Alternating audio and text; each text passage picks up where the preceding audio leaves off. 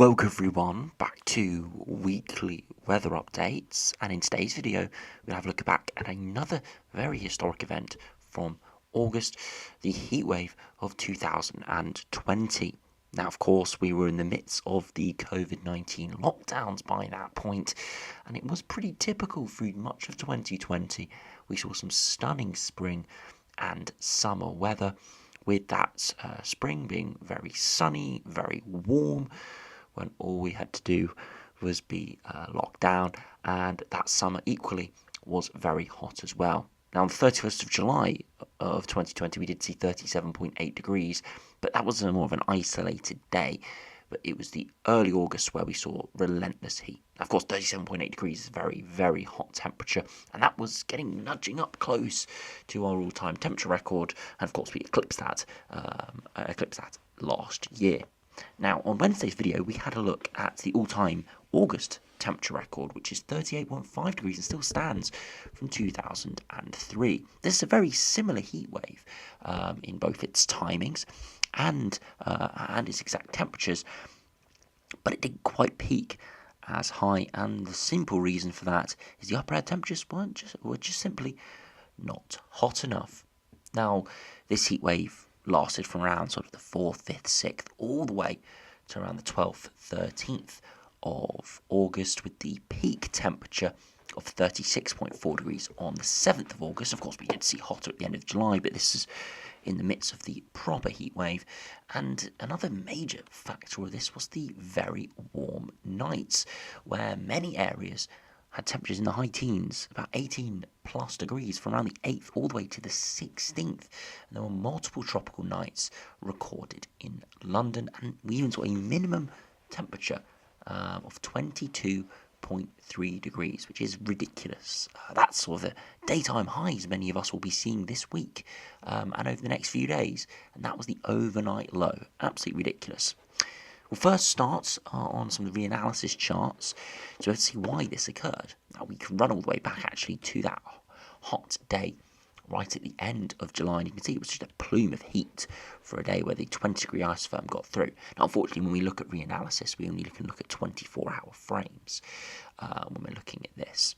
But we did get the 20-degree isotherm there for the 31st, a spike of heat. Atlantic flow came in. Look at that, even the 0-degree isotherm was out in the Atlantic, so it's actually quite a cold air mass. But we see another low move in, and high pressure builds in around that 6th or 7th of August. The 15-degree isotherm comes in, and the 20-degree isotherm engulfs much of France. And this is the heat wave starting to dominate now. We see high pressure built over the top of us, holding off the Atlantic. 15-degree isotherm completely dominates up and down the country, but importantly, the 20-degree isotherm never gets in. We do see a little bit of a cut-off low starting to develop, and what that will bring is thunderstorms in the following day as the temperatures break down. But you can see we're still in relatively warm, humid air all the way to around the 16th. That's why those tropical nights continue, even though the daytime temperatures do start to dip. So we do cut off that southerly but very hot, humid air remains for eventually getting swept away by some Atlantic air, getting into the early 20s of August. Complete contrast to what we saw this year, where August temperatures were not particularly high at all, with best temperatures in sort of the mid to high 20s. And here we saw consecutive days of 30 plus degrees, so those temperatures peaking around 36 degrees. Now, as I said, one of the best ways to view some of these events is over on the Met Office website, and they've got a very good article on this. But I mainly use this so we can have a look at some of the charts that are not accessible on their website. So here we've got the maximum temperatures from the 7th all the way to the 12th, so 6 consecutive days here, and the purples indicate temperatures in the low to mid 30s. You can see the 7th was very hot, temperatures peaking at 35 degrees in central London, which is ridiculous. And much of eastern England, of course, saw very hot temperatures as well. And this was the peak of the heat wave. That was the top temperature, 36.4 degrees on the 7th. We also reached it on the 11th as well. We reached 36.2 degrees in Surrey, but it wasn't quite as extensive and as high, of course, as the 7th. The 8th, slightly cooler, but still very hot in the far southeast corner, and most areas still around that 28 to 30 degree mark. 9th, still focused in the south and southeast, but still widely mid to high 20s for northern and western areas, getting up towards the 30s in southern and eastern areas. That heat expands once again on the 10th of August, and that's the day on 2003 where we saw the all-time temperature record. And I did say in that video, this period here really is the bullseye point for any August heat waves.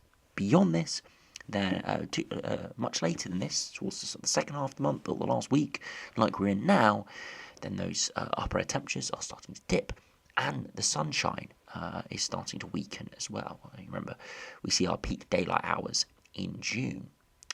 So sort of this first sort of 10 days of August is really the best time to see any heat waves and those top temperatures. The 11th, that heat expands once again, and seeing temperatures back towards the 34, 35 degree mark. And of course, on the 12th, we see very large, probably the largest extent of 33, 34 degrees, but again, not quite eclipsing the 7th or even the 11th here.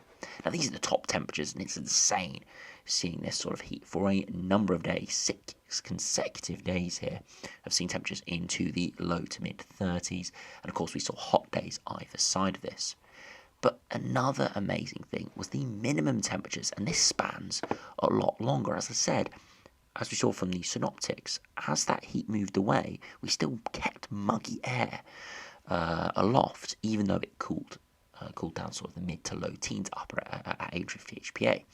But that still allows heat to remain trapped to the surface, essentially creating a very small diurnal range. In the daytime temperatures, beyond sort of the 12th, 13th, they did cool down a bit, but overnight stayed very hot. So anything purple here is about 19 or 20 degrees. So the 8th, tropical night in quite a few areas, especially in the east. Less so on the 9th, but still 17, 18 degrees. Tropical night in central London and the far south coast on the 10th. Tropical night once again in central London and some southern and eastern areas, but still widely 17 to 19 degrees. The 12th, another tropical night. Bang, bullseye in the middle of England. The 13th, more widespread heat there from northern all the way to southern areas, even up towards the northwest. Minimum temperature of 19 degrees, and again a tropical night in London. You can see by the 14th, 15th, 16th it does start to drop, but still the nights are incredibly hot, especially for those southern areas, especially coastal areas as well, around that 18 or 19 degree mark. Truly, truly exceptional temperatures. And you'd think that, in this sort of spell we would see our all-time temperature record, but no. 2003 still holds that record. And as I said, if we go back to those reanalysis charts, we never saw the 20-degree isotherm move in, whereas in 2003, we can actually go back all the way to 2003 on this chart. You can see that the 20-degree isotherm does just about get into the southeast, and that very small difference in upper air temperatures by about a degree or two made the difference between widespread 35 degrees 5-6 days but not getting a lot higher, and then the 38.5 degrees we saw all the way back in 2003. So the 2020 heat wave in August, within of course the summer of lockdown, where we saw lots of exceptionally warm and desirable weather, didn't quite eclipse that all-time temperature record, but it was the sort of prime event. It was pretty much a bullseye sort of summer heat wave, August heat wave, to be seeing that, and I'm sure we'll see another similar heat wave like this in the near future. And if that does occur, most likely we will eclipse that 38.5 degrees, but we'd have to see that 20-degree isotherm come in. That is something we have been seeing in abundance, though, the last couple of years, that 20-degree isotherm, especially since that event, especially since last year, 2022, where we saw ridiculous 40.3 degrees. Another question that I've not posed before is, will we ever break 40 degrees in August? I think there is a possibility. If we get it in the first few days, there is a real possibility. Of course, we reached 38.5 degrees in 2003. So if you go by the global warming, then come mid-2020s, 2030s, then it's highly possible that 40 degrees can happen in August, especially in the first week or so. So we will have to see what happens in the future. But again, I'd like to just whet the appetite looking at these sort of heatwave events. Very frustrating though, especially in a summer like we've had, where June was really good, very hopeful. Didn't break any maximum temperature records. Of course, it was one of the hottest June. It was the hottest June we've had, but it wasn't, out of this world in terms of the top temperatures. This year so far, we really haven't seen anything ridiculous in terms of sort of individual days of heat. Those top temperatures in the low 30s this year, back in June. And yeah, we're just quite weird seeing this year having no exceptional heat at all, going back to 2020 when, everyone was stuck indoors, everyone was in lockdown. That's when we could have used the poor weather, and we could have loved to have the heat wave while we're now in summer outside of those lockdowns. But I'm sure we'll see another heat wave, August heat wave, in the near future. Perhaps it could be coming up next year. And as I said, there's a real possibility if we see some sort of synoptic similar to this, similar to 2003, with that 20-degree ice back, we could just about eclipse that 40-degree mark. So anyway, thanks for watching. Hope you have enjoyed. Tomorrow we'll be back with the normal forecast videos, and we'll see what early September has in store. So anyway, thanks for watching. Hope you enjoyed. Subscribe if you're new, and I'll see you again for another video soon.